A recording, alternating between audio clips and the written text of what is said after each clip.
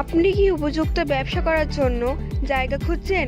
তাহলে আর দেরি না করে আজই চলে আসুন বারাসাত ব্যারাকপুর রোডের এডামাস কলেজের ঠিক উল্টো দিকে কমার্শিয়াল স্পেস 1500 স্কোয়ার ফিট জায়গা সহ দোকানঘর ভাড়া দেওয়া হইবে। তাহলে আর দেরি না করে বিশদ জানতে বা ভাড়া নেওয়ার জন্য যোগাযোগ করুন এই মোবাইল নাম্বারে 9836793401 অথবা 628936 184।